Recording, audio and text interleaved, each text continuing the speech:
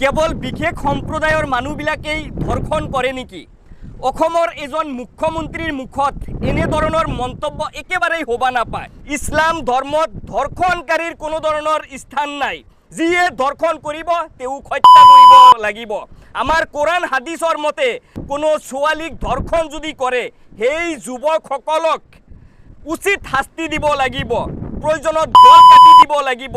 যেনেকুৱা ভয়াবহ শাস্তি আছে তেনেকুৱা শাস্তি প্ৰদান কৰিব লাগিব। তেনেধৰণৰ শাস্তি ভাৰতৰ আইনতো নাই। আমি বিচাৰো যি তিনিজন যুৱকে এজনী ছোৱালী ধৰ্ষণ কৰিলে সেই তিনিজন যুৱকক অসম চৰকাৰে গ্ৰেপ্তাৰ কৰক অতি সোনকালে। এজনক হয়তো গ্ৰেপ্তাৰ কৰিছে আৰু দুজনক অতি শীঘ্ৰে গ্ৰেপ্তাৰ কৰি উচিত শাস্তি দিয়ক। ডিঙৰ ৰাইজে 500ৰ পৰা 10,000 ৰাইজ স্থানীয় ৰাইজ ওলাই আহিছে সেইসকল ধৰ্ষণকাৰীৰ বিৰুদ্ধে প্ৰতিবাদ কৰিবলৈ। সকলো বিষয়ত ৰাজনীতি কৰাটো উচিত নহয়। এতিয়া আমি ছোৱালীজনীৰ পৰিয়ালক ছোৱালীজনীক ন্যায় দিব লাগিব। মুছলমান সমাজ, মুখ্যমন্ত্ৰী, অসম চৰকাৰ, অসমৰ পুলিচ প্ৰশাসনৰ লগত আছে।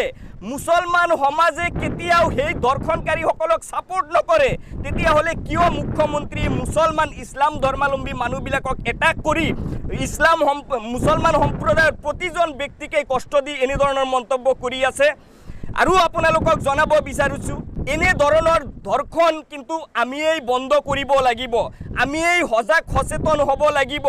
যি তিনিজন যুৱকে এজনী ছোৱালীৰ লগত এনেকুৱা বেয়া জঘন্য ঘটনা সংঘটিত কৰিলে আজি সেই তিনিজন যুৱক হয়তো কিবা নহয় কিবা প্ৰভাৱ তেওঁলোকৰ ওপৰত পৰিছে। বৰ্তমান সময়ত আমাৰ অসমৰ একাংশ ইউটিউবাৰ আছে, তেওঁলোকে ছোৱালীসকলক লগত লৈ বেয়া কিবা কৰাৰ ইংগিত প্ৰদান কৰি আছে সামাজিক মাধ্যমৰ যোগেদি। তুমি খালি জলই দেখেন হারো যেটা জোরে দেখেন দরকার ওটা পারো না। তাহলে কি খেলা ভাল লাগে বুঝে না? খেলা আমার কাবু বানানোর প্ল্যান। আমাৰ সমাজৰ নৱ প্ৰজন্মক ধ্বংসৰ পথত ঠেলি দি আছে।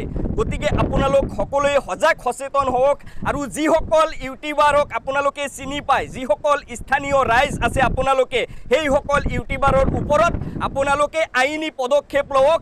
প্ৰয়োজনত তেওঁলোকক এঘৰীয়া কৰক, কাৰণ আমাৰ সমাজখন আমি ৰক্ষা কৰিব লাগিব। আপোনালোকক স্ক্ৰীনত দেখুৱাই আছোঁ কেইজনমান ইউটিউবাৰ। এইসকল ইউটিউবাৰক যদি আপোনালোকে চিনি পায় আপোনালোকে তেখেতৰ ঘৰত যাওক, গাৰ্জেনক সজাগ সচেতন কৰক, পৰৱৰ্তী সময়ত যাতে এনেধৰণৰ ভিডিঅ' ক্ৰিয়েট নকৰে। বহু কথাই ক'লোঁ, কিবা ভুল ত্ৰুটি হ'লে আপোনালোকে ক্ষমা কৰি দিব বুলি আশা ৰাখিছোঁ। সকলোৱে ভালেই থাকক, সুস্থ থাকক। লগ পাম পৰৱৰ্তী ভিডিঅ'ত। জয় আই অসম।